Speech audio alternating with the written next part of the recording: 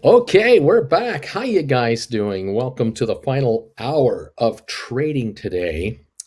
It is December the 8th. It's Wednesday, and 3 o'clock Eastern Time. We've got 3 hours, 1 hour to go in the trading day. See what's going on. We turned positive here on the Dow just a few minutes ago. 3 o'clock Eastern time. Let me do that. Just a few minutes ago, we turned positive on the Dow. We were negative about, I don't know, 80 points, 90, 100 points. We're positive on the S&P, 10 points. We're positive on the Dow, 13. And then NASDAQ at 86 points. The winner, the market that's winning is NASDAQ, up 0.54%. S&P is up a quarter of a point. Dow is only up 4/100ths of a percentage point. It just got to the positive side of the equation. Oil off 29 cents right now. 72.34 a barrel. It's been a nothing burger all day. Apparently, supplies are a little higher, not like incredible. There's not heavy usage going on as far as like over usage or there's a shortage of fuel or anything, like nothing like that at all. So I'm wondering if we might be topping out temporarily on oil and gas. The long weekend is over. Goodbye to Thanksgiving for another year. It's going to be quiet now for a week or two as we calm down, and then we get riled up again for Christmas season. But we'll see how that all works out. Time will tell. On the big picture, all kinds of stories out there about what's going on in the markets. A lot of speculation on how the economy is going to do. Everything else. I read a story just a little while ago talking about container ships. You know how everything we import, Canada to China into Europe. I mean, if you're in the import-export business, you know all about container ships and the containers on container ships. Well, something that a lot of you in America might not realize is that you probably are aware of the fact that the United States imports a lot more goods from, say, China and the Orient in general, all of Asia, than it exports. Okay, America does export a lot of stuff to Asia, around the world, obviously, but Asia in particular, but not as much as it imports. And so what happens is container ships arrive in the U.S. with 10,000, 20,000 containers on one ship. They get offloaded, and they get stacked up, and then they get put onto, let's say, transport trucks, and immediately get driven out of the port as quick as possible once they clear Homeland Security and whatever other paperwork they have to clear. But what ends up happening is a bunch of containers come back to the port empty because there's an imbalance. And because of an imbalance, there are always more empty containers at the port than full, and they have to get back to Asia to be reloaded and be used again. In other words, these containers, a lot of them, are only being used one way. They're just being used from Asia to the US, not from the US to Asia. And that makes for an interesting issue because you have these ships that have to now return back to Asia with just tens of thousands of containers. We're talking about millions a year. I'm not talking about a couple 100,000. Millions of containers a year turn over back to Asia empty and then come back full to the US. It's really quite something. We don't produce iPhones in North America and send them to Asia. They come from there to here. TVs come from there to here, and the empty boxes go back there. Quite a fascinating story, and an interesting thing to contemplate. How many millions go back? How much fuel is used? How much fuel just to take empty containers back to Asia to reload them and bring them back to the U.S.? You pay for it. Believe me, you and I, when we buy our goods at Walmart or anywhere else at the corner store, we're all paying a shipping fee built into everything we buy. What blows my mind sometimes is I'll be at like yesterday, Jennifer and I were at Super Walmart. She needed to buy some glue, kind of like a super glue kind of thing. And we had to ask the one of the associates, which is a trick in Walmart now. By the way, you can't find them that easily. There aren't many of them. Found an associate to say, "Hey, listen, where do you have the super glue? Where do you keep like that?" And he said, "Oh yeah, that's just you're about 8 aisles away. Go down there and head over there." So he knew exactly where it was. I commend him. And we got there, and there was about a 5 foot wide display area from floor to 8 feet high, 6 feet high, all kinds of brands and styles and kinds of glue. All these little tiny containers of super glue and all this stuff, crazy glue, and all the other brands that are out there. And what blew my mind was uh, Jennifer found one that she wanted, and it was a blister pack container, so that the two tubes were underneath some plastic, and the whole thing hung on a hook. So you take the thing off the hook. To buy these two little tiny tubes of crazy glue came to like $4.27. Now I have no opinion on whether that's expensive or cheap. What I was blown away by was who makes money. How do you make any money with this? Because we're paying 427 for these two little tubes, and I'm thinking, what kind of margin is Walmart getting on this? Are they making $2 on this purchase, or can they make more than that? Are they making a buck? Like, I don't know. It had to be, this product had to be made, packaged, had to be made, put into containers, put into a package, and then distributed ultimately to the final destination of this store.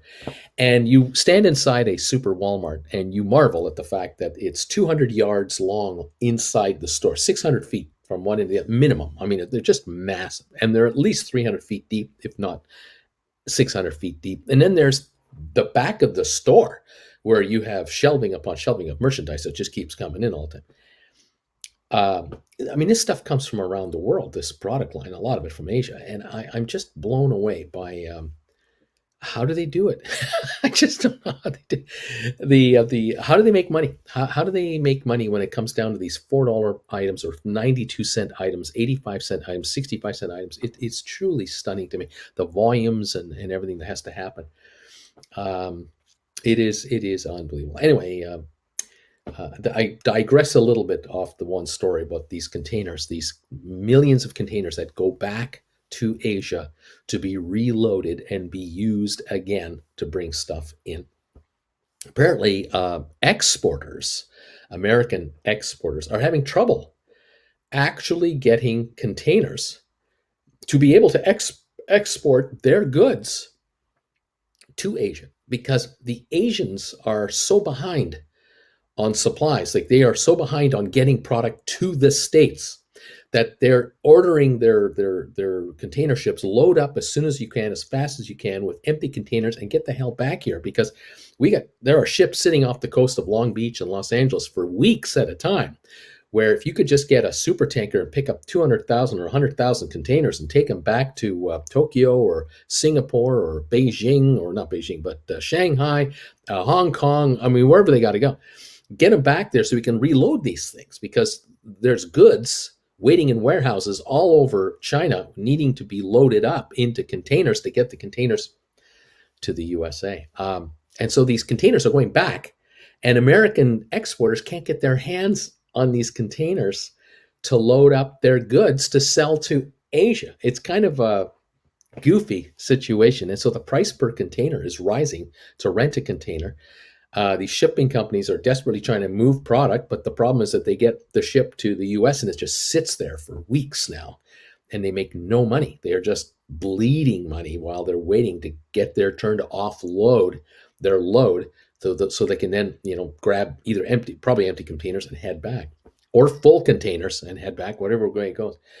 It's an unbelievable business. The problem is, and the reality, not the problem, the reality is, when it comes right down to it, we all pay for this. We're all paying for the logistical nightmare that is happening right now in the cost of our goods. And that is why there's inflation showing up here and there, here and there, here and there. It's not uniform, but it's popping up here and there, because certain things are just not coming in fast enough, and they're delayed, and the cost of shipping has to be added on to all of this. The cost of all this delays gets added on. And yeah, it adds up that the retailer gets charged more money to get the product in their store. Because I had a store that was selling clothing, hockey jerseys, baseball jerseys, NFL t-shirts, hats, coffee mugs, keychains, anything with a logo on it.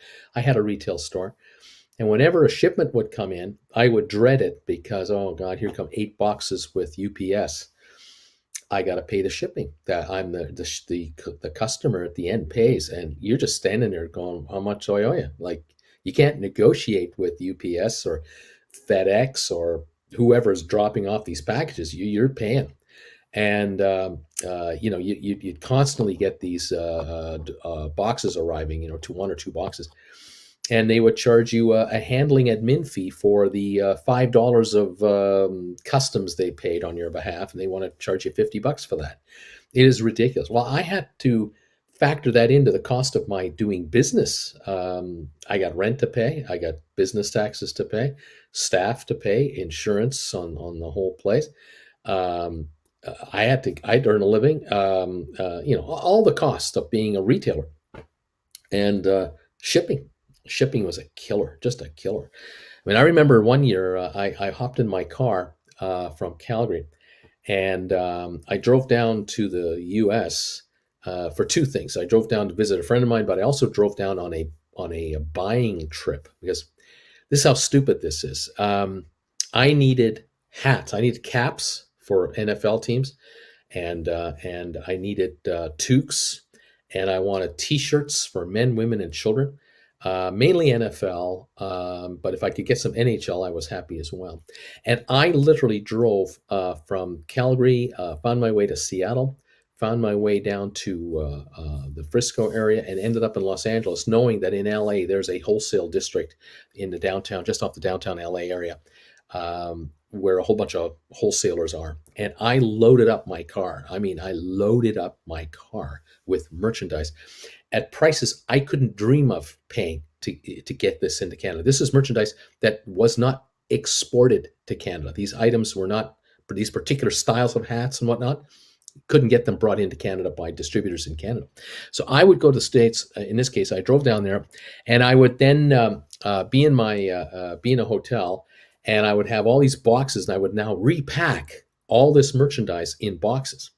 And then I would seal them all up and label them all up, and I would then take them to a UPS place to ship them to my store. I would literally ship them to my store.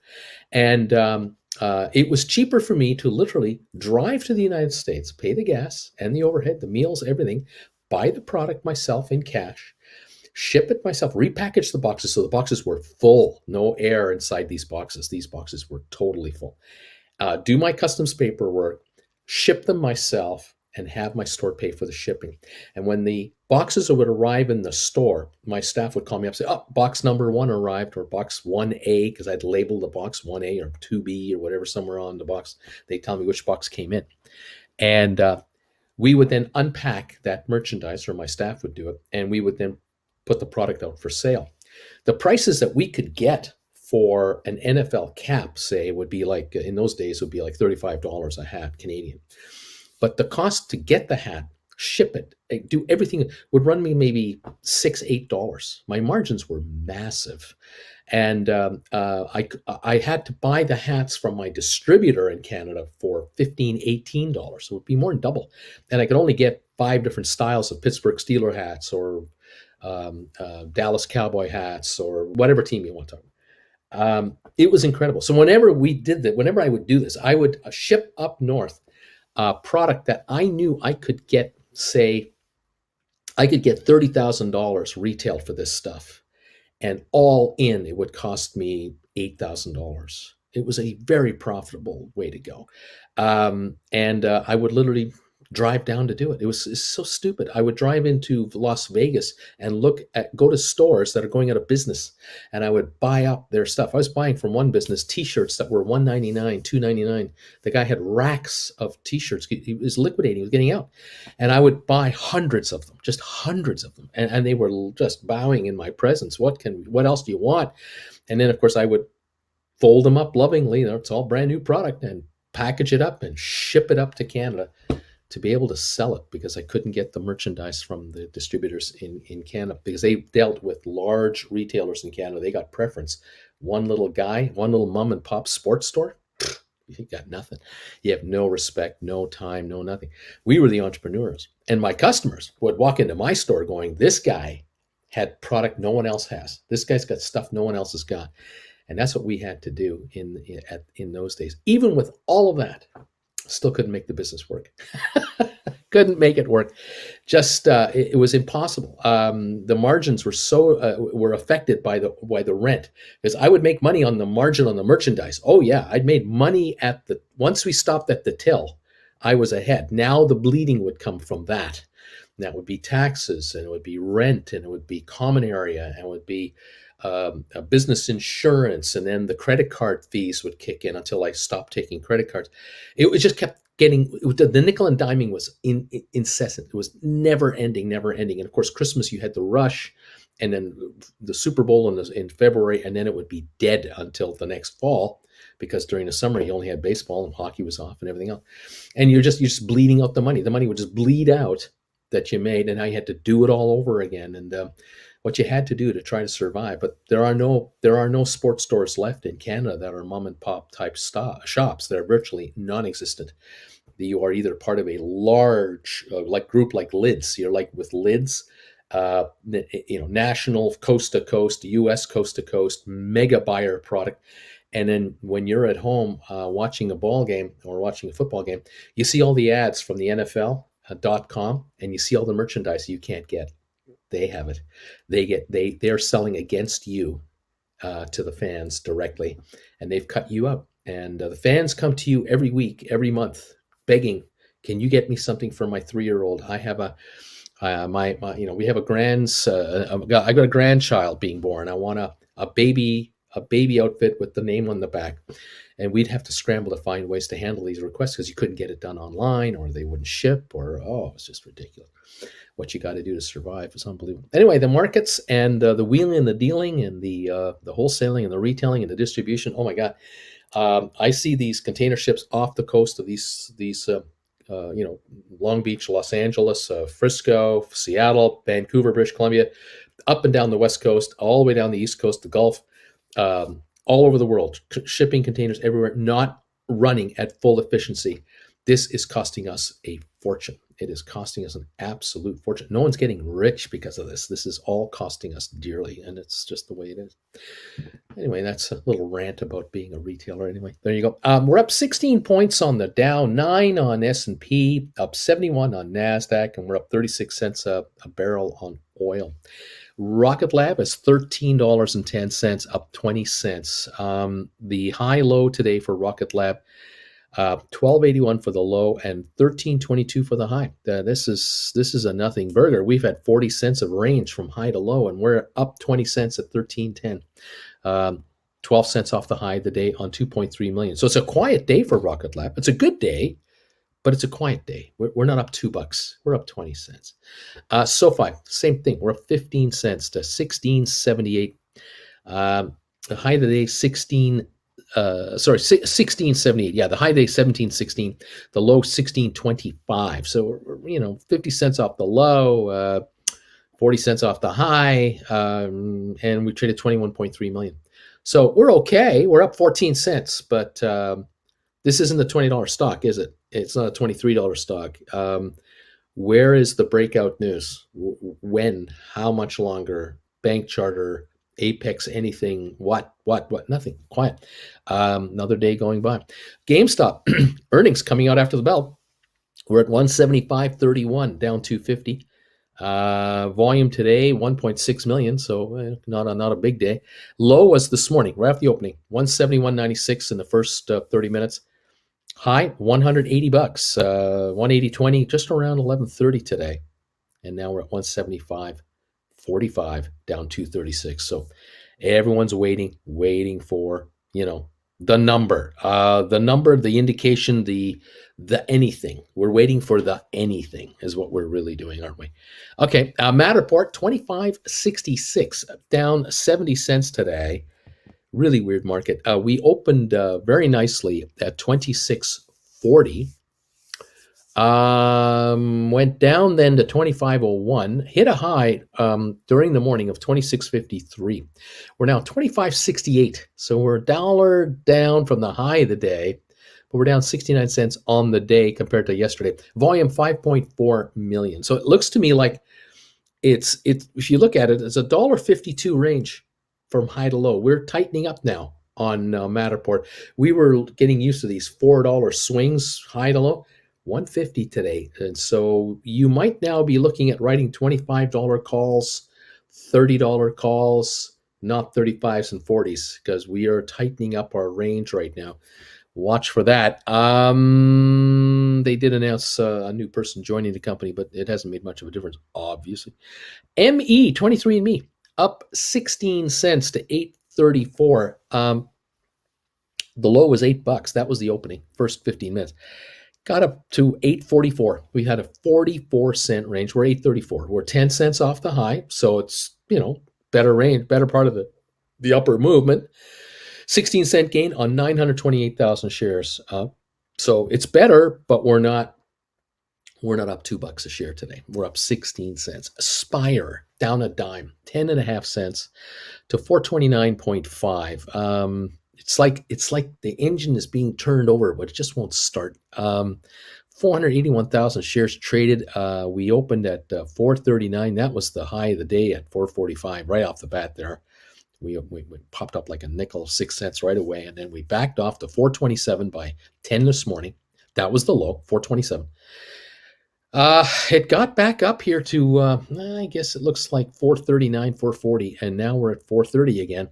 So the range is slight. I mean, from 427 to 445. 18-cent range, kids. That's it. We're not doing anything. We're down a dime on 481,000. So it's just not turning over to go higher today. Not today. ATIP is up. ATIP is now 379.5 cents, up 23.5. It started off with a real shot.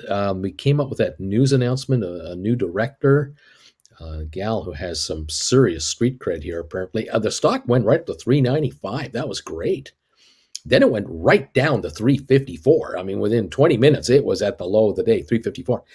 Then something interesting happened. We had about a 4-hour run where just slowly but surely the stock started to come back. It went from 354 up to about 390. It got within a nickel of the high of the day this morning, back to 390. Unfortunately, it's now at 379. So let's call it 380.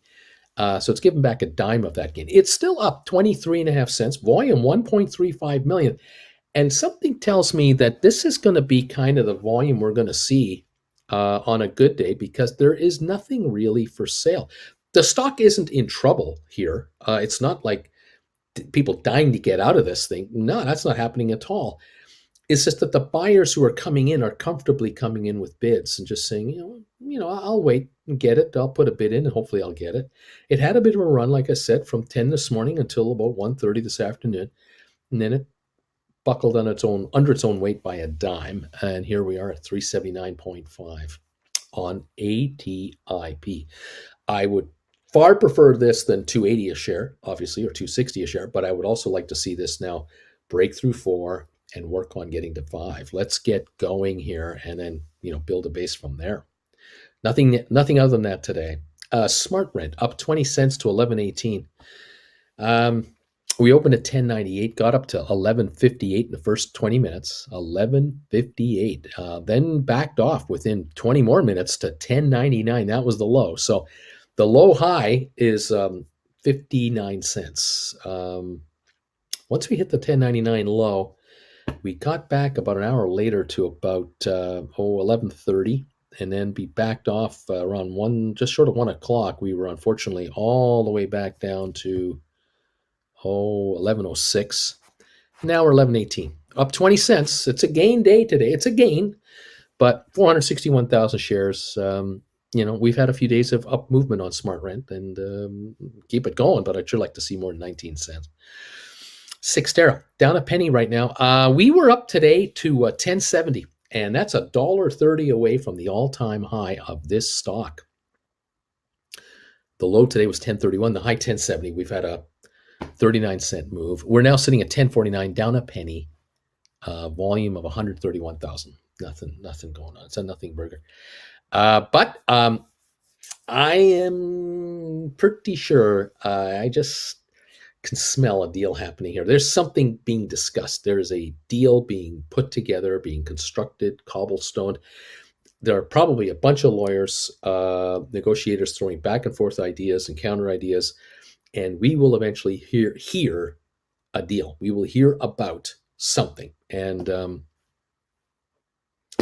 I'm just hoping that because the stock is inching higher and higher, bit by bit by bit now, that the deal is a good one for the stock. Maybe there are distant relatives sensing that, we haven't seen Uncle Chuck for a while, and when we don't see Uncle Chuck, he's in the middle of a deal and he's a pretty good negotiator. Maybe people are buying on, third-hand knowledge or fourth-hand knowledge that something could be afoot. I have no idea. 130,000 volume, man. There's no volume here. Down a penny. So there's no bloodbath, but there's no euphoria either. We're at 1049. That's it. AMC up $1.47, 32.50 right now. Robinhood up 30 centinos. Vanek Vectors down $1.43 at 313. What a good week this thing's had. Home Depot down 574 at 410. IBM up $1.16 to 122.74. So IBM solidly over 120 now. Very interesting. The Dow, as I said, showing 34-point gain. The S&P up 12. NASDAQ up 83. Microsoft down $2.18. It's at 332.70. It got as low as 330 today. 330.80. Now at 332.77, down 215 on the day. Over on the Apple front, we're at 174.35. We're up $3.17. The low today, 170. The high, 175, or 170.70, 175.95 to be more accurate. But that's a 525 spread from low to high today, and that's not normal. It's not bad. It's just more volatility lately in Apple because there's a lot of speculation going on about how's Christmas going for these guys. What about supply chain product problems? How about the Apple 13, the iPhone, the 13? Is it really not doing so well? Is it doing great? Is it backordered a lot? What about the new MacBook? A lot of questions about, the whole picture here. 174.29 up 311. The questions are not holding back the stock today. It's a winner. And Apple at 175 here today, new all-time high. And the market cap right now, $2.86 trillion. Apple moves $1, by the way. $1. It adjusts, I think, $16 billion in value. If it moves $1 up or down, it's a $16 billion move in the value of Apple. GameStop's entire market cap is $13.4 billion. So a $1 Apple move up or down is more money being moved than GameStop is worth, just to kind of put it home. So that tells you that Apple is 174 times more valuable, at least, than GameStop. Just saying. So GameStop's got a way to go to catch up to Apple. Just saying. All right. Tesla up $18.50 a share. Bed Bath Beyond up 26 cents. BlackBerry up a nickel. Royal Caribbean up $3.59 at 75.23. It topped out today. Royal Caribbean topped out around 10 this morning at 77.49. That's all it could muster. Now it's 75.20. And this is the lowest level since this morning's run up. So it's given up some gas here. The low was this morning, first thing, 72.65. Started that low, and then it popped up to 77. Now it's at 75. So giving up some ground now. Over on Norwegian, it topped out. It's backing up a bit. Carnival topped out, backing off. It's still up $1 on Carnival, 19.52. Goldman Sachs down $1.22 today. Very quiet day. We were as low today. We're 398.89. The low was 395.14. Now 398.90. So almost 399. That's a good recovery. And 6.5 times earnings. Super cheap. Hope you enjoyed the video I made yesterday, the raw video. I was trying to upload the finished video, and I'm having trouble getting it to work. So maybe I'll get it on tonight or something. We'll keep an eye open for it. Eventually, you'll see the finished version of that video. If you care to, I don't know. You might love the raw one so much you'll never watch it. I don't know. Amazon up $4.48. Facebook up 9.09. Funny thing, Amazon is a $3,500 stock and it's up $4. Facebook is a $330 stock. It's up 9. So 3% move on Facebook and a 0.001% move on Amazon. Google up $3. It's not. It's a 29.63 stock. $2,963. It's not moving either. Nothing going on there. It's a nothing burger. Target down 5.90. Costco down $12. Walmart down 145. The retail sector is not doing well today. Cisco down 95 cents to 57.13. Actually bouncing back from a little low here. That's the majority of what's going on. American Airlines up 34 cents. It started real nice this morning. American Airlines got up to 18.87. It's now 18.23 and fading again because the reality is that travel restrictions are all over the place. Just before I started the show, about a half an hour before I started here, I was listening to the Canadian radio that Jennifer likes to put on her computer, and they're talking about in Ottawa right now, the capital of Canada. They're having the politicians are going at it in the House of Commons, and there's a whole a kerfuffle, big political kerfuffle right now because the government of Canada has inconsistent travel policies, and it's driving travelers nuts. I know that my daughter arrives tomorrow here in the U.S., and thankfully that is intact. You get tested the day before, you get on the flight the next day. If you've been vaccinated and you have a negative test less than 24 hours old, come on in. And going home looks to be all right. But if you're arriving into Canada from Europe, any other country other than America, I mean anywhere else but the U.S., it's a crapshoot. You do not know. You have to get tested when you land. You had to be tested before you got on the plane. You get tested at the airport, and if you come up positive at the airport, oh, you are in a world of trouble. You're now looking at a mandatory quarantine, just all kinds of problems. Travelers are just up in arms in Canada because it's Christmas holiday season. Can you imagine traveling with a family of 4, mom and dad, 2 kids from London, coming to visit grandma and grandpa in Canada, and you got this crap to deal with? The testing costs at Heathrow are a fortune. Testing costs in Toronto when you land in TO, they're not going to be a $9.99. You're going to get dinged, man. You're going to get hosed. Then you get you get positive results. Oh, you're in government hotel, minimum $200 to $400 a night. I mean, the hotels, it's a license to steal money from you because you have to be there. You can't. You have no choice. The hotel might be 10% full, but they're still going to charge you top dollar. It's bad. It's not good. Not good. Anyway, that's what's going on. What can I say? That is the world and the crazy world in which we live right now. Let's take a look here at the final quotes now. Or what do we got? 27 minutes to go. We've got 31-point gain on the Dow, 13 on S&P, 85 on NASDAQ, and we're up 44 on the oil market. There you have it.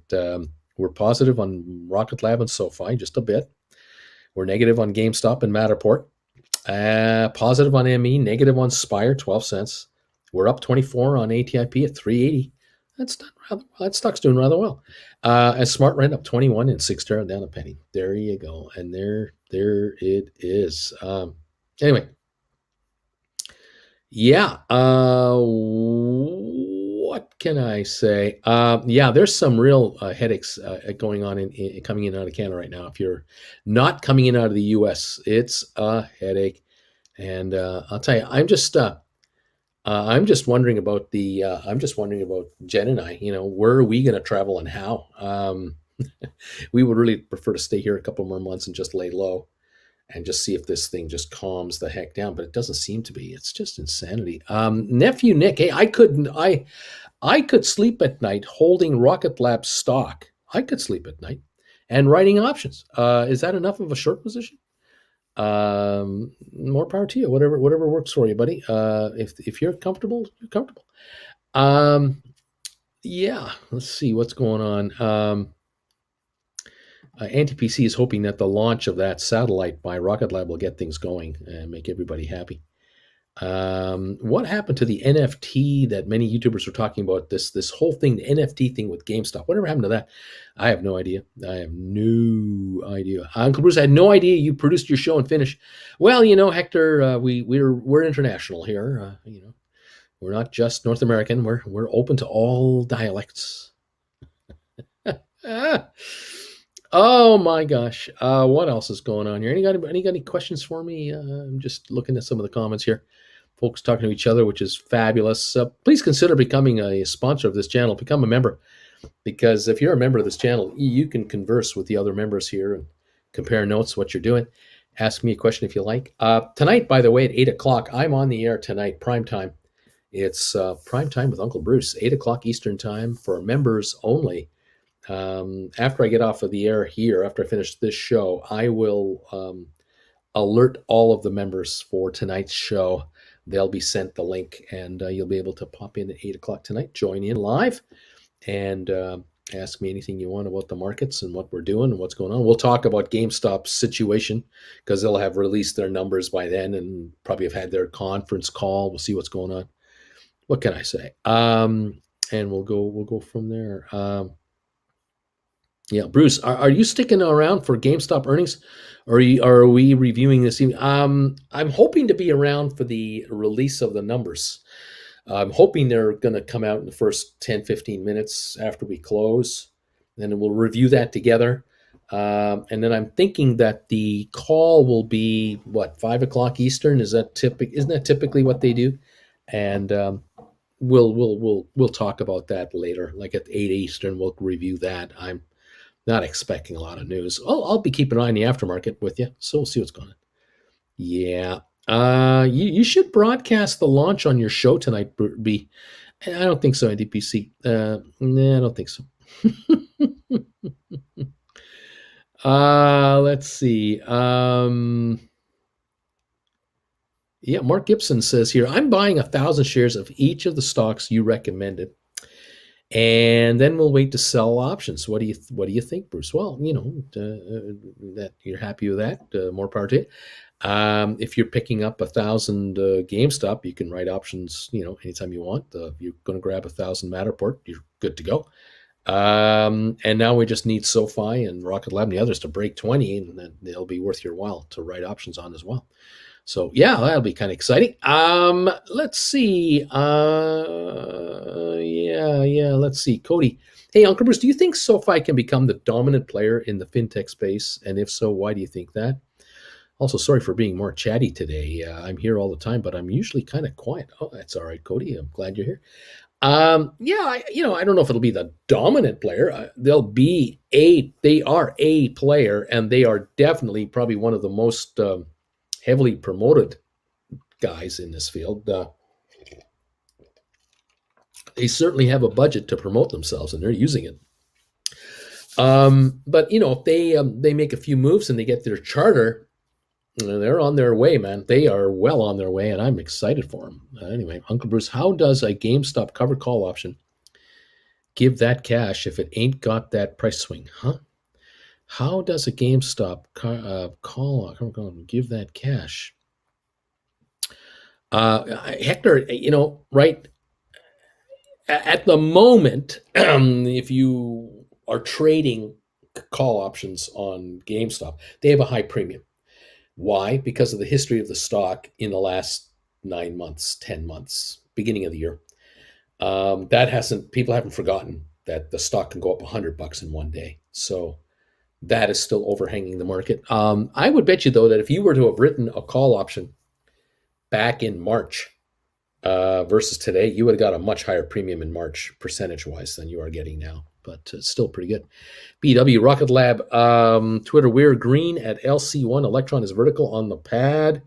Fueling is underway. A little over 4 hours till we're on our way to orbit once again. So there you go. They're launching a satellite tonight. They're ready to roll. Avatar, I'm thinking, if anything, they'll report earnings, and then tomorrow morning pre-market would be a press release. Well, that could be good. I don't know if it'll happen. I walked into GameStop in Florida, and they said they were booming, and every location is being used as a fulfillment center. Oh, that's good to hear. And then, of course, DM says, I'm expecting a nothing burger from these guys. Associates, Like nothing can be sorry about at all. Nothing to be sorry about at all. That's right. Yeah, but that's right. Let's see. Sell My House says, I can't wait. Damn it, Jim. A date night with the wife tonight. See y'all tomorrow. Ask good questions for when I watch the rerun on tonight's show. There you go.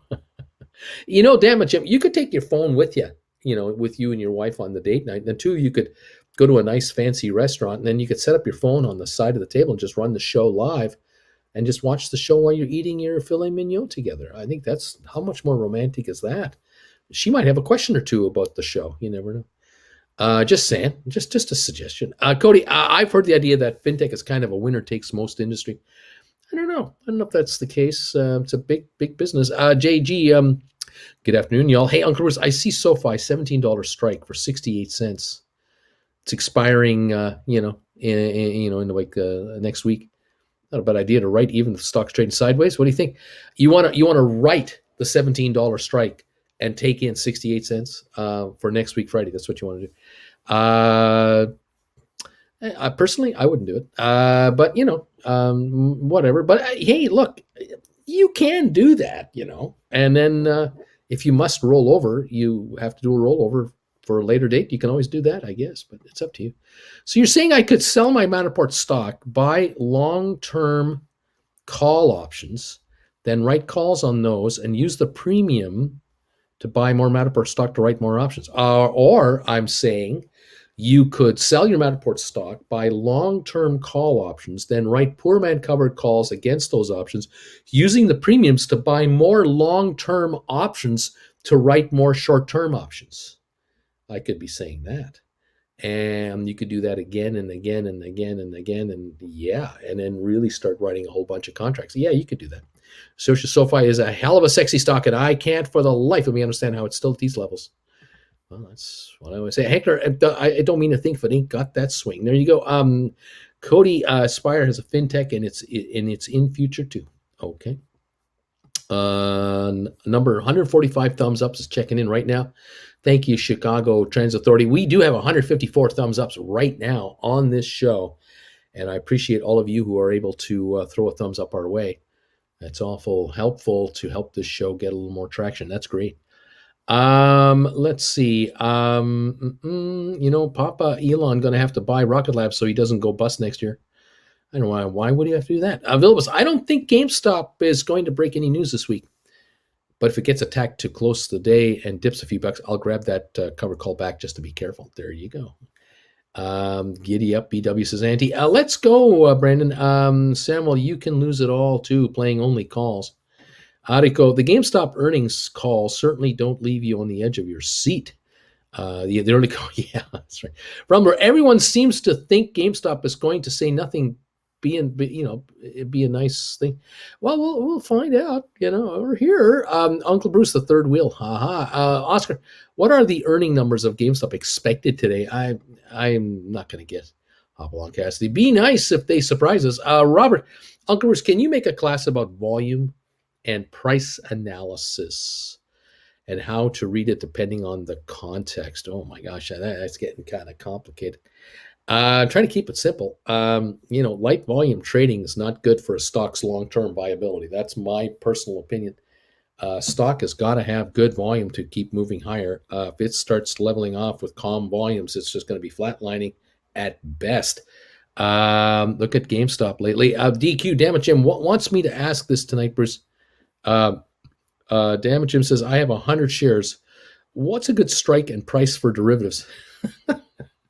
You can ask me that tonight, and then you see what I tell you.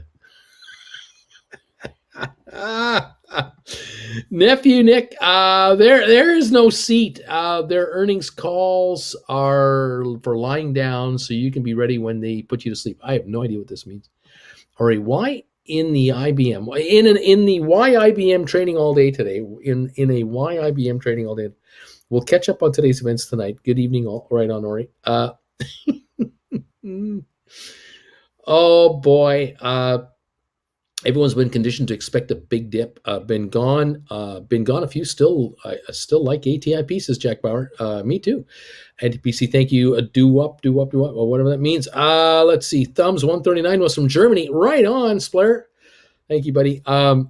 Let's see. That simulation of a lamp being projected on the green screen behind you gets more and more wonky every day.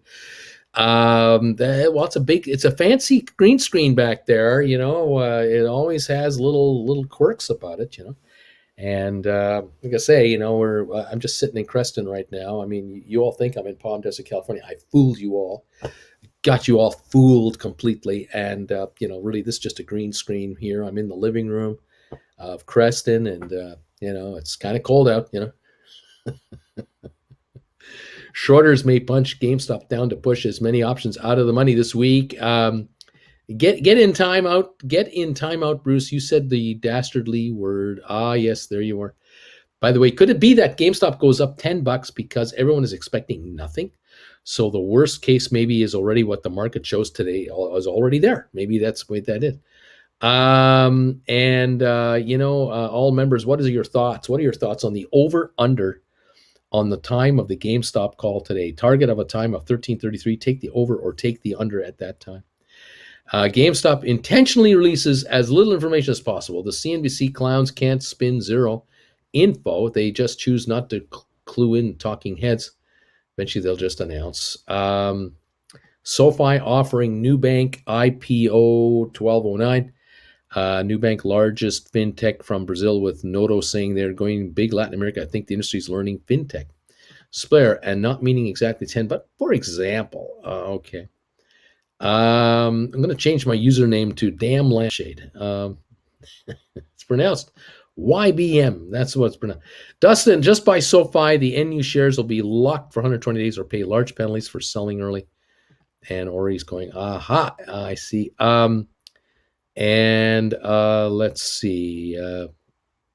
There you go. Yeah, Vilbus says, I just don't. I just don't. What you don't think maybe they'd had enough time to develop an NFT in a way that would be ready for an announcement yet? I don't know, Jack, about that process, but 6 months ain't much time at all. Uncle Bruce, I'm waiting for a majority of GameStop stockholders to exhale. I have not watched the censored news network, CNN and CNBC, for a while. All I get to see is advertisement, lots of it with very little, if any, useful content. There you go. There's our. Thank you, Nick. Thank you. How you doing, Nick? Nice to see you. Looking forward to seeing you Saturday. Can't wait. Okay. What else is going on? Funny true story about Nubank being offered at IPO with a much higher market cap than SoFi and has significant less revenue. It's going down. It's being done through a SPAC. I'm not optimistic about how they're going to be interfered with, these SPACs. They aren't developing an NFT. They're developing a marketplace, says DM. Okay. Okay, whatever. So where are we at now? We got 13 minutes to go in the day, and we're up 36 on the Dow. It's a nothing burger day here. Very quiet. Up 11 on S&P, up 71 on NASDAQ. Nothing happening.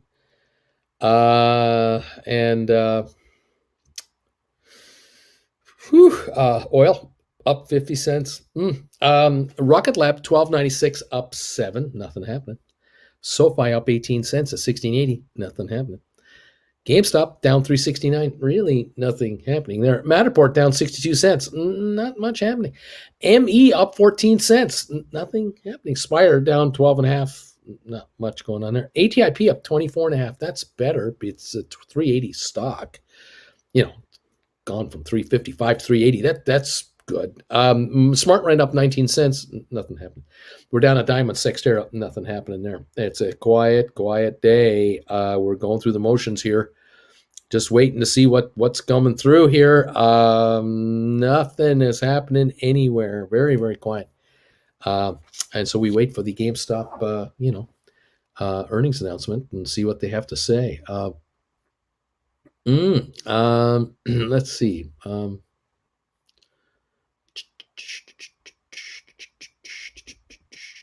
Okay, here we go. Associates is saying, so Uncle Bruce, doesn't this mean that most of the previous SPACs that you recommend here have volume that you really don't like? Stocks like Sextera, Spire, ATIP, ME, SmartRent, all have very low volume for their price. They do have low volume, although I will point out that Sextera, CYXT, and SmartRent are certainly the two how do I say it? The two culprits trading the least. I mean, they're very quiet.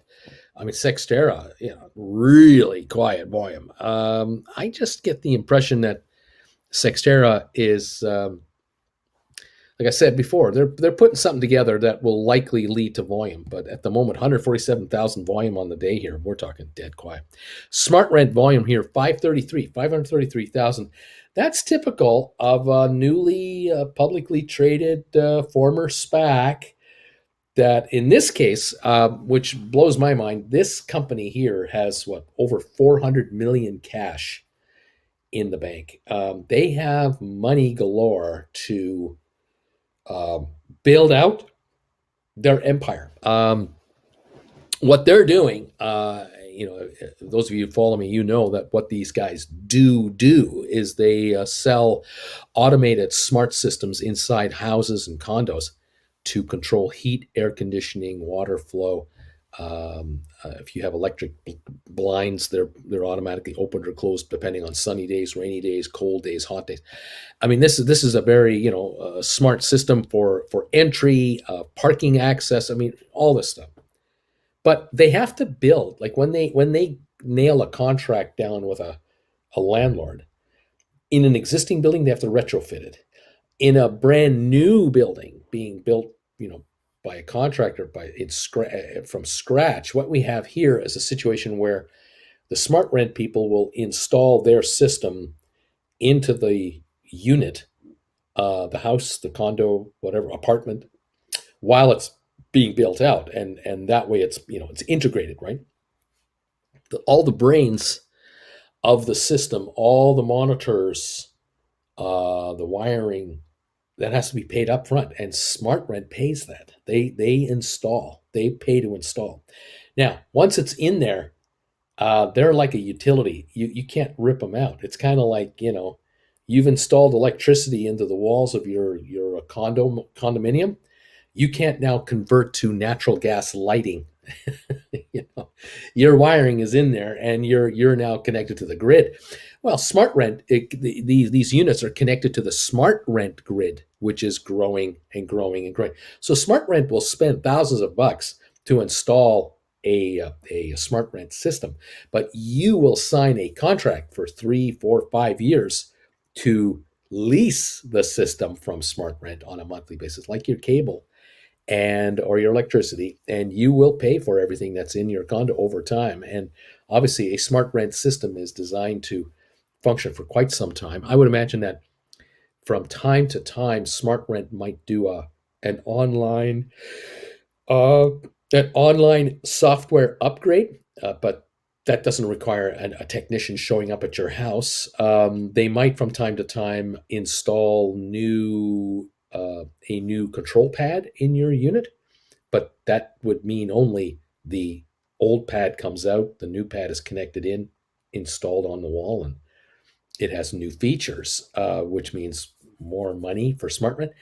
I see smart rents slowly rising the price of their services over the years and the years and years, because for the landlord to switch to somebody else, you got to take everything out and reinstall everything in. Well, that's not going to happen, because now the landlord has to pay.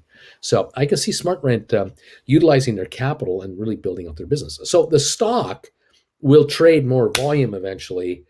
Will trade much more volume eventually, because the company smart rent will come out every quarter and say stuff like, we've signed up another 4,500 landlords that represent 250,000 properties. We've installed in the last quarter 70,000 new units. We expect to install 100,000 units next quarter, 170,000 units a quarter after that. As we grow the company, bigger, more and more people will work for smart rent installing. But once installed, you don't need an army of people to work it from there. Now it's headquarters, regional centers, technicians, software engineers, keeping everything running. This is the beauty of smart rent. Once this is up and going, and they're inside 5 million houses, apartments, and condos all over the world. I mean, the scale of this company is going to get to the point where even if they only make $1 a month from every building they're in, every unit they're in. You got 5 million units. You're making 5 million a month. That's 60 million a year. And, if they become even more efficient and if they slowly raise their prices and eventually they're making $5 a month net profit per unit, and they have 20 million units making $5 a month, 100 million a month. That's a $1.2 billion profit company per year. Profit, not gross revenue, profit. Huge. This business won't collapse on itself. You have a virus show up, smart rent makes even more money. People stay at home. You have a recession showing up, you never stop the smart rent because the smart rent controls everything about your house. When to turn on the air conditioning, when to turn on the furnace. And if you're trying to keep your costs down, you want smart rent in your unit because you're going to use your air conditioning the most effectively for heat. And also the insurance company that you're insuring your unit through, it's got the fire detector in there, it's got the water leakage detectors in there. Insurance companies will give you massive breaks on your policies if you install a smart rent system. No landlord's going to throw it out. No owner's going to throw it out. It's going to be there forever, including your front door alarm and parking assist and gate access and access to the weight room if you have one, or access to the pool area if you have one. This is all automated through smart rent. This is serious stuff. This company is a monster and is going to be a company that'll make shareholders of this company very wealthy. You just have to allow the company to grow itself out. That's what you got to let it do. That's a nice short answer to a short question, don't you think? I thought I got through that pretty quickly. It wasn't too bad. Spire, ATI, PME, their volumes will pick up when deals happen, and you just got to stick around. Stock won't wait for you when they go, though. I'll tell you that. There you go. Uncle Bruce, I rolled over a few times on my Apple Poor Man covered call at break-even credits. I'm sitting at $160 covered call for February 22, a value about $18.50. The closest out of the money option to roll over is a 175 September 22 for $18.50. Wow. That's some serious premiums. That's pretty good. Yeah, that's interesting. Let's see.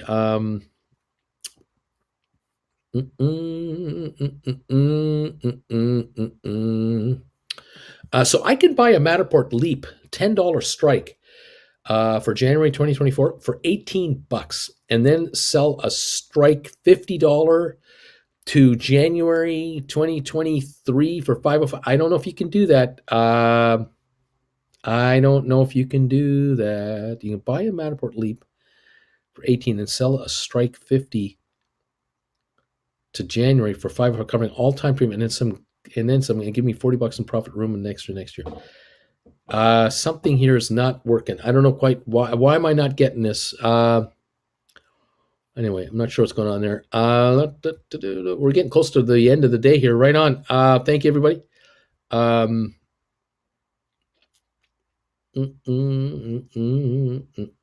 Beach Boy, Uncle Bruce, when is the nearest opening for a one-on-one? Sunday. I have opening for Sunday if you want one. I had someone else ask me this morning for an opening, and I think I have one for that individual. I've got to get a hold of them. I can get them in the morning, but Beach Boy, if you want your regular time, you let me know. We'll get you set up. But Sunday, yeah, Saturday I'm at the meet and greet. Sunday I'll do one-on-ones. Forgive me for being ignorant or sounding ignorant. Well, why is it called smart rent? I think what they're talking about is because they're dealing with landlords who are usually renting out these condos and apartments. These are for large multi-unit units. I think that's where that name comes from, for smart, being a smart renter, I'm guessing. I don't know. Uncle Bruce, I forgot to ask my question. Worth rolling over an Apple Poor Man covered call to 175 for the same price. Is it worth it? Not sure yet. Not sure yet. First contract is a year longer than Bruce, and the bid ask 50, source 74. It looks like I can do it anyway. I'm not sure. Larry, I've been out over here sneezing my head off. I think that was my first cold since the before times. Frankie, new member. Hey, Frankie Lorino, thank you for joining in. Welcome, Frankie. And also thank you for joining, and everyone joining him in. Now, what's going on? I got deep in the money. Cody, I got deep in the money on Matterport, sold after 3 months, 500 shares from the call profit. while talking, thinking about taxes. Thank God I listened to Uncle Bruce. There you go. 30 seconds and then we're done. Turn off. Turn me off tonight. Says the lamp. I hate meetings. Yeah. Beach Boy, Larry, same here. Busy, stay strong. And the bell is going to go any minute here. Larry's going to give us the bells as we finish off the day. There it is. Thanks, Larry. We are done for the day. Larry Titus has hit the bells, and we are done for the day. Uh, yeah. Associates, thanks a lot for your lengthy response to my question about the volume of X-Packs. Really appreciate it. It helps a lot. Right on. Yeah, I've got some March calls on Matterport. I bought a while ago that are 4 times myself. I don't know what's going on. All thanks to Uncle B, says Cody. Thanks, Lair. Let's see. Registered for the earnings call. See you beautiful people tomorrow. Or Larkin, we'll see you at 8 o'clock tonight. Tell me what happened. Feels weird right now, says DM. Let's see. Thanks, Larry. Larry, this feels, thank God you hit it.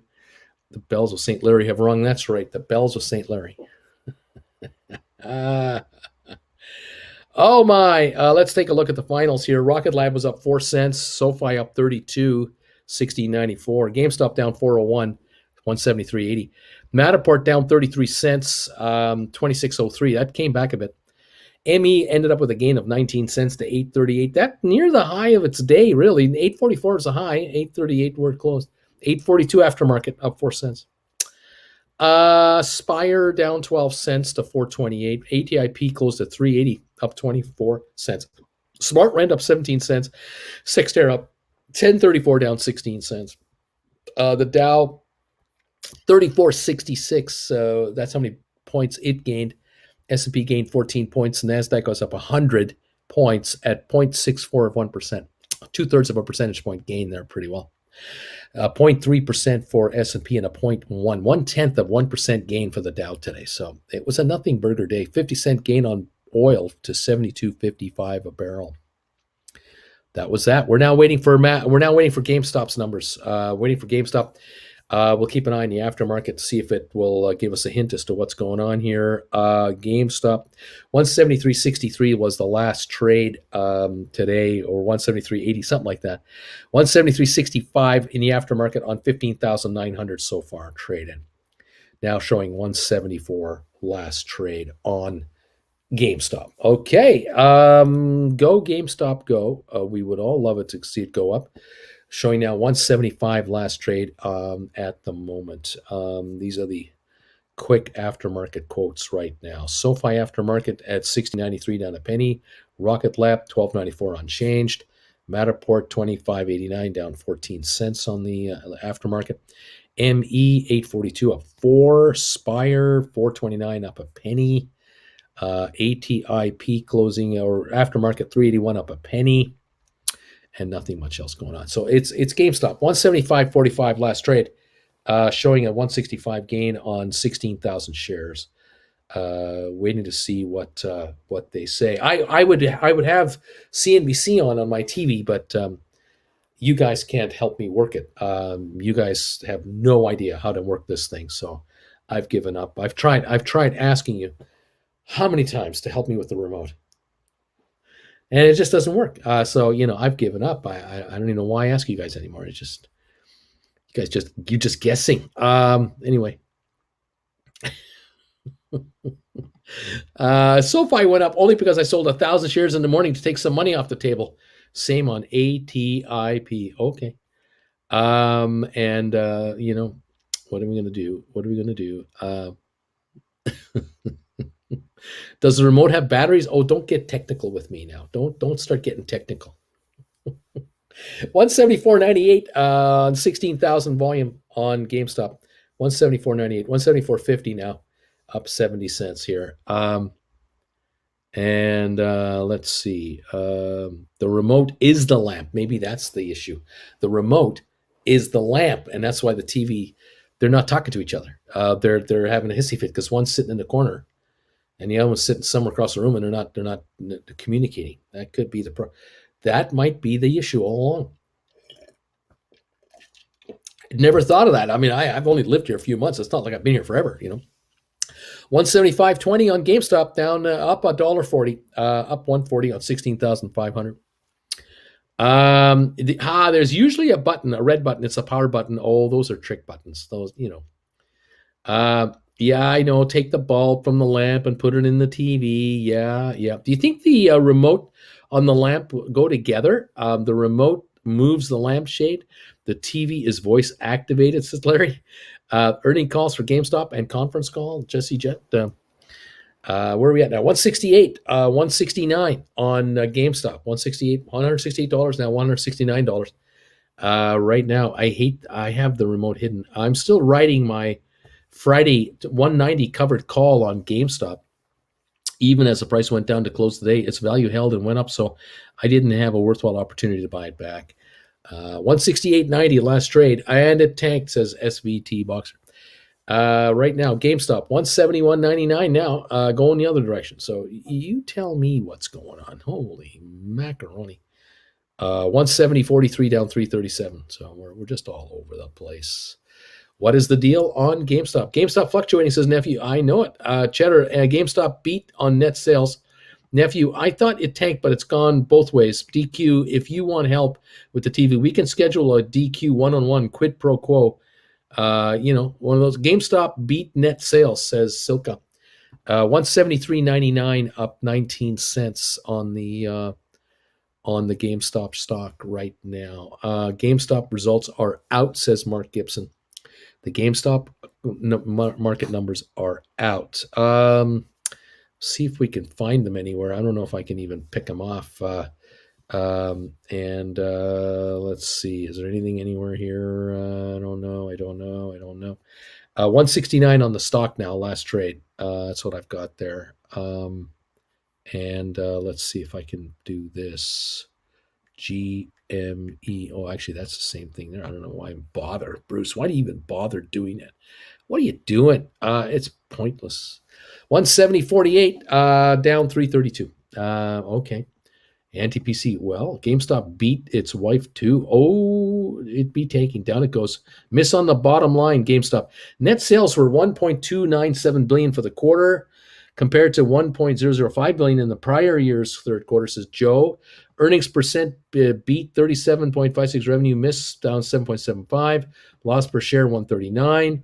DQ, Michael, one dark. It's not. It's hilarious. Okay, Volbus, yay. I'm keeping my 555 this week. Let's see. There we are.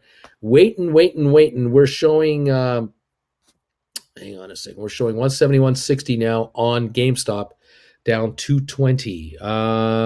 That's what we're showing here. I got nothing. Anybody see anything? You let me know. Anything more? Yeah. Okay. And nothing there. Right. Okay.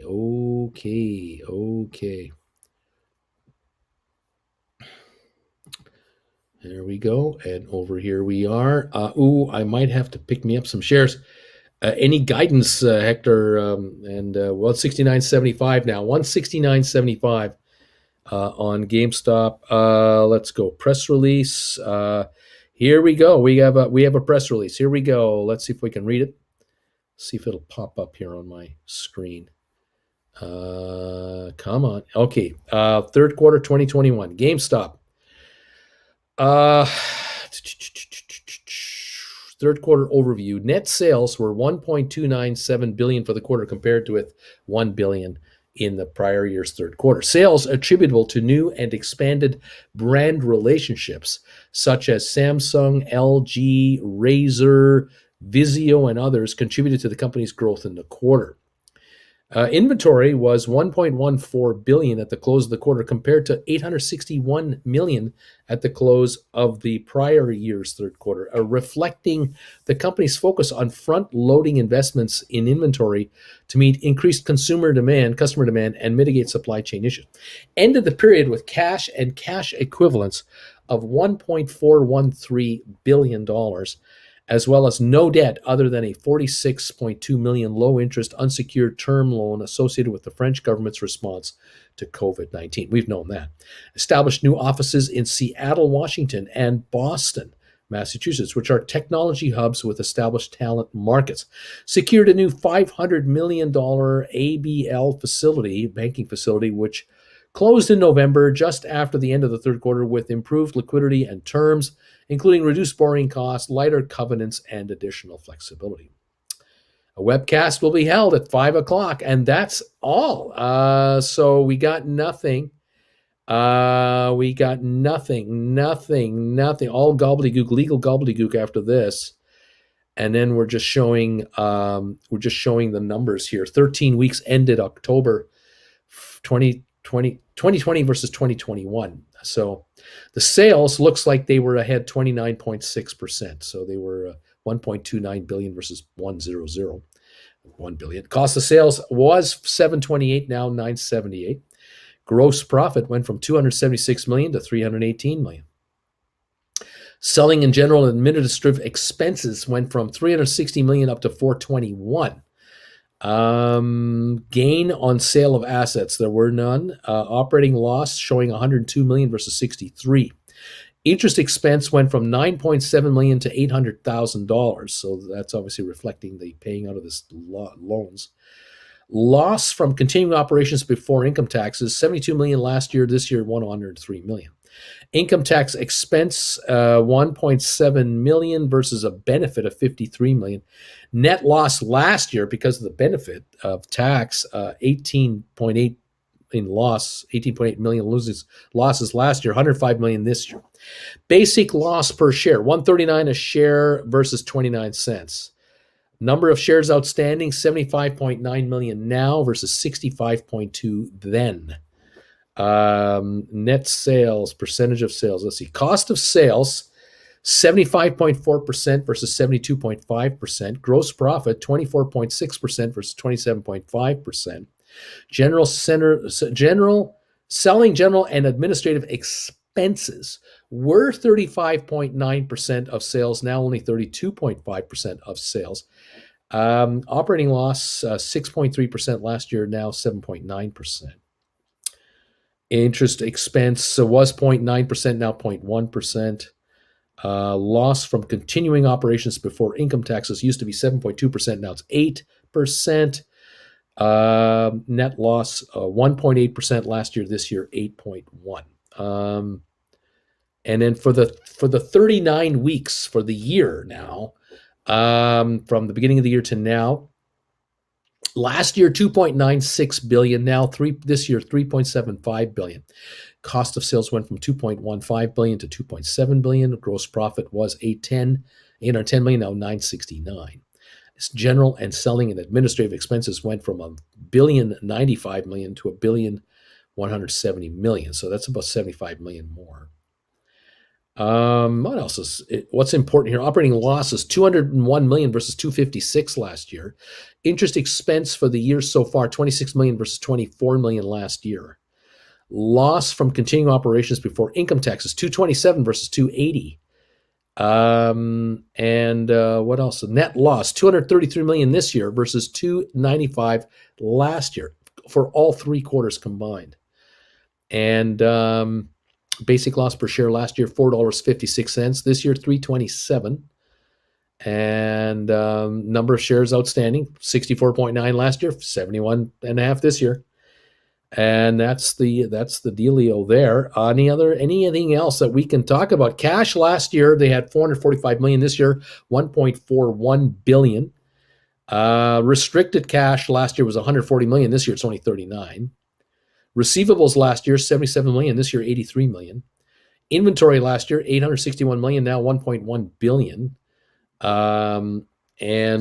Let's go here. The stock right now, by the way, 165.75. Just so you know.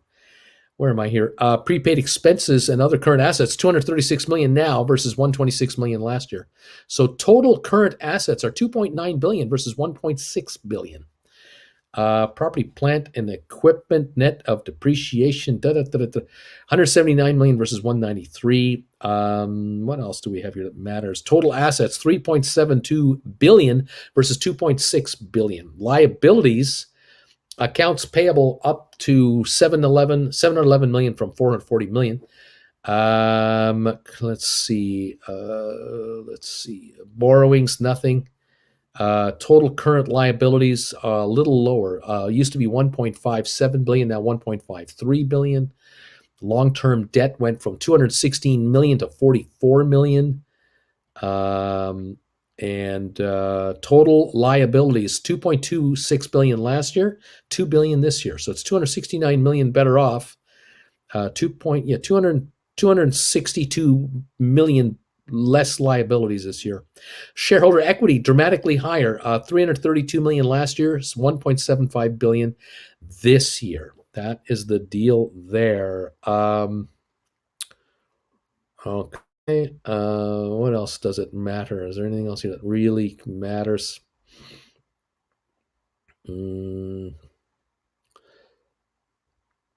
Not really. Not really, kids. There's not much else. We there's nothing in here about the future. And that's not. I didn't expect anything in here about the future.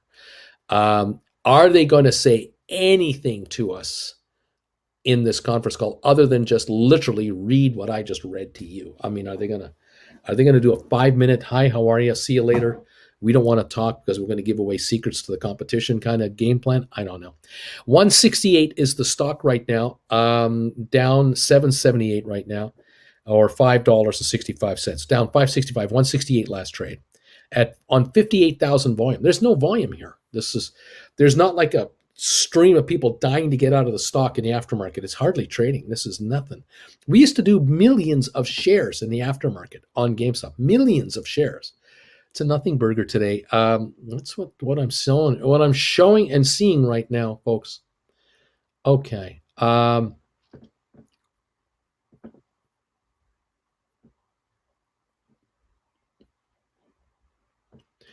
Dr. G says, you may not remember, Uncle Bruce, but you told us a while back to buy Apple December 2021, $160 calls. It was $555 then.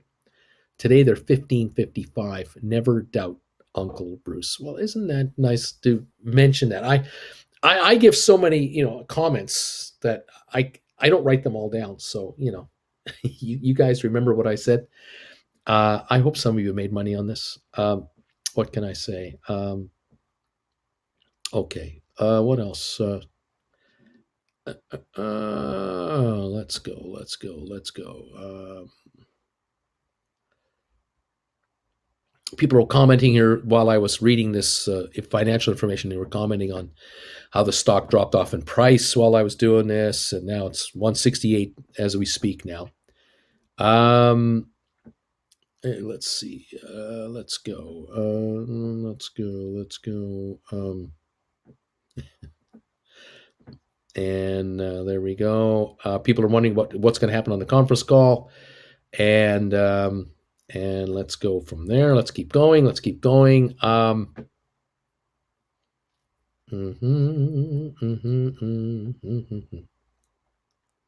Let's go. Let's go. Let's go. I put aside cash for another 200 GameStop shares for tomorrow. I will be able to finally start selling covered calls with earnings out of the way. There you go, JMac. And let's go here. What else is going on?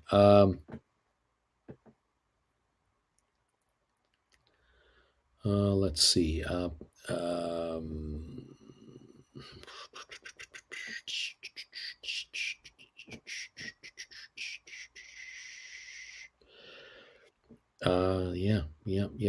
Fenville's here. How you doing, Fenville? Nice to have you here. What else is happening here? A lot of folks talking to each other here, and let's go. Let's go. Let's go. Let's go. Let's go.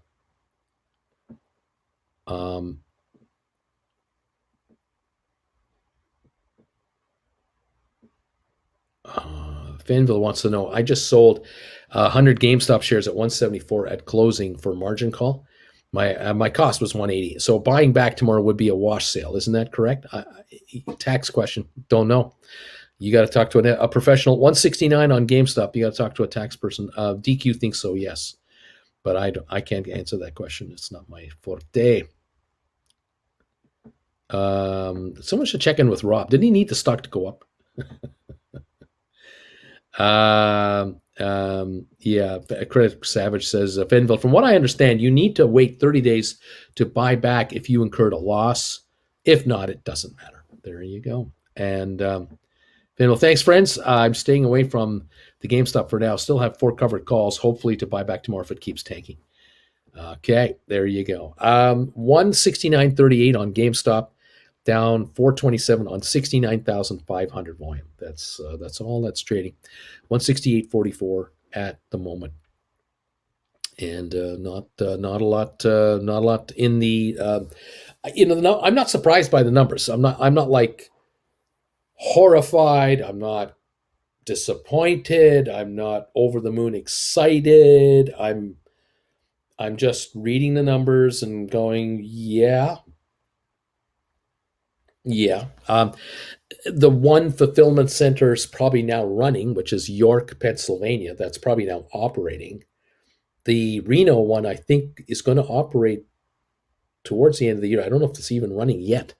And then the Seattle office and the Boston office, that's interesting because obviously you're only going to create 2 new offices for website work of some sort. And yeah, now now that they have a Seattle office, so that obviously will tip you off that do not be surprised if they start stealing workers from other companies like Amazon, Microsoft, whoever's up there, whoever is up in Seattle. There's a lot of high tech work up there being done, and now GameStop has an office.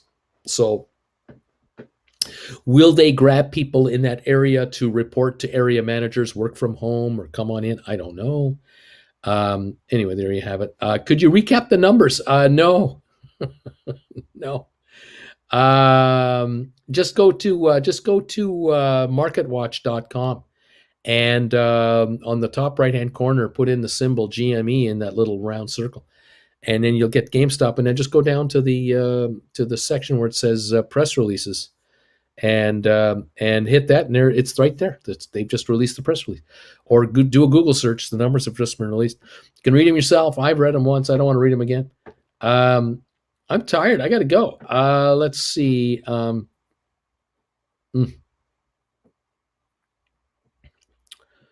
Let's see. Let's go. What else?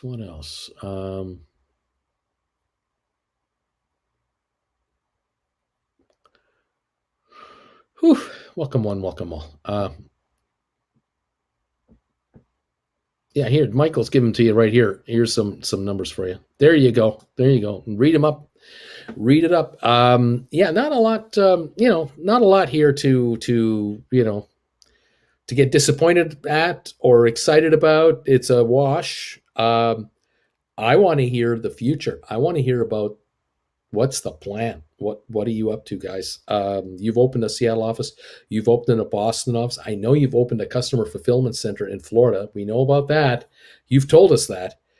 We'd like some more color commentary about this. That would be kind of nice. $1.4 billion in cash with only a $40 million low interest loan on the books. Yeah, they're cash rich. They're in good shape. They're not going anywhere. Yeah, I put in a bid at 62, then 65, 167. I finally got filled. Chasing it. 165, 66, 166, 17, 166, 21. It's jumping around. 106,000 traded now on GameStop. Last at 166, 21, down 744. 690 now is the loss. So there it is. Mixed third quarter is the headline. GameStop stock falls after retailer reports mixed third quarter, or quarter number 3. Okay. 166.75. I don't think that the shares would have gone up unless they had a blowout something. Sales of 1.5 billion, profit, or a break even at least. You notice that in this announcement, they didn't break down the percentage of e-commerce sales to retail sales. They didn't tell us how many stores they shut down, how many are still operating. They didn't tell us if they're going to shut down any more stores. There's no color commentaries, no detail. It's just the really cryptic basic numbers in the written announcement. Um, we got nothing. Like, we have nothing to really know. There's no one. Is anyone going to talk? Anyway, there you have it. Well, I wouldn't bet on it not going green tomorrow. It could well do that. It could well do that.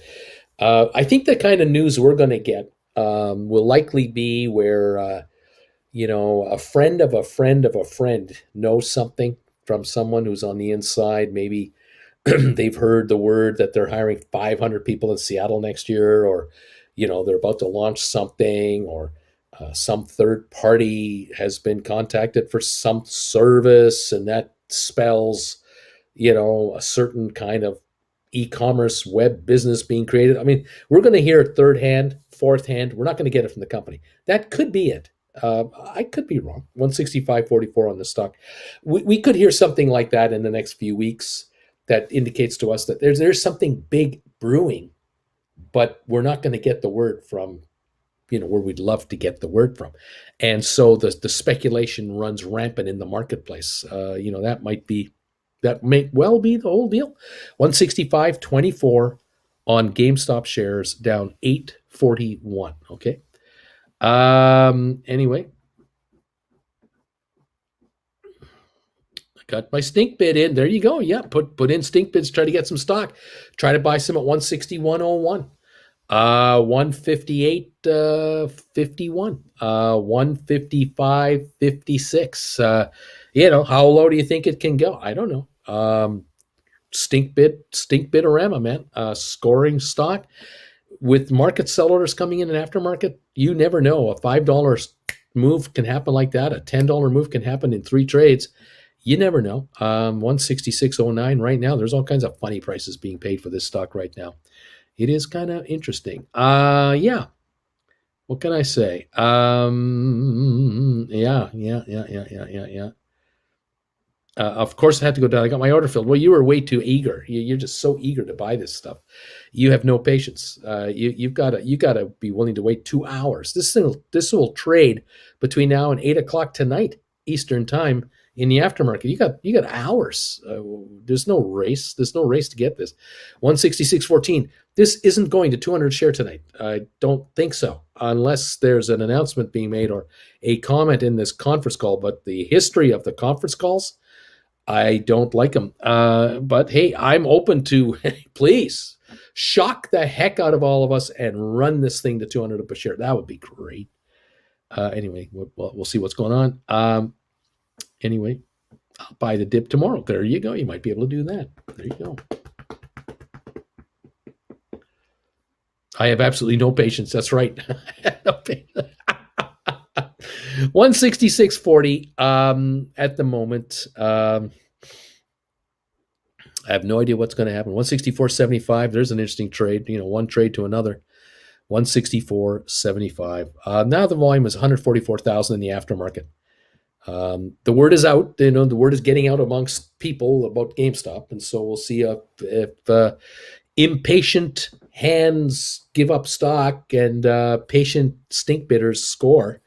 164.44, 165, and again 164.65. We're jumping up and up by dollars. We're jumping dollars per trade, back and forth, and back and forth, and back and forth. There you go. And let's see. Yeah. 166.02 last trade on the GameStop here. All right, there you go. There it is. All right. 165.16. I think that's towards the low end of the range so far. If I'm guessing this right, 165.05. Is this the low end of the range so far? Let's see.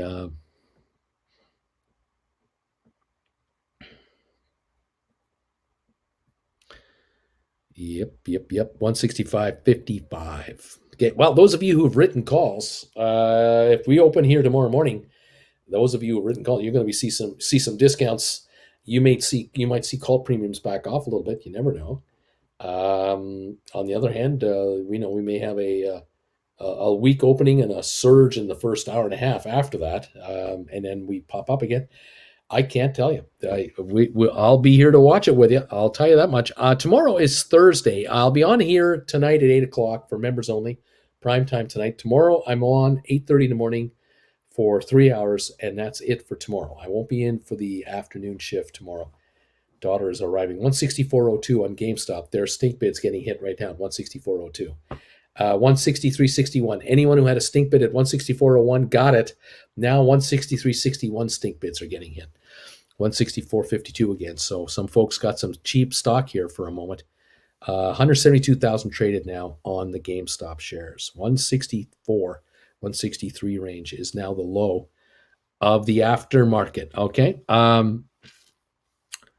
Yep, there you go. Finville, as of October 30, 2021, 5.2 million shares of our Class A common stock were directly registered with our transfer agent CompuShare. Laugh out loud, the apes assumed they did the float. Let's see. We're now at 164.50, down 9.15 a share on 176,800. 164.55. That's where GameStop is right now. So your calls are backing off, kids, and it'll be interesting to see how far they drop tomorrow.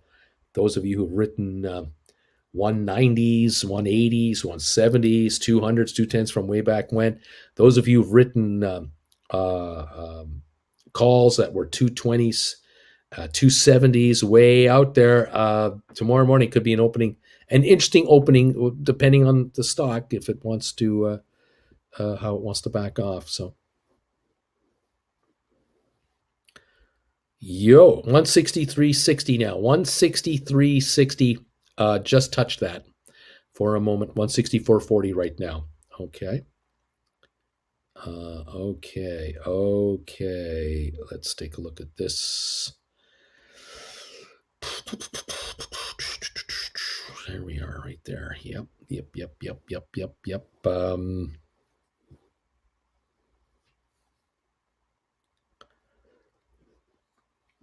It'll be interesting to see. 164.69 down 886 at the moment. And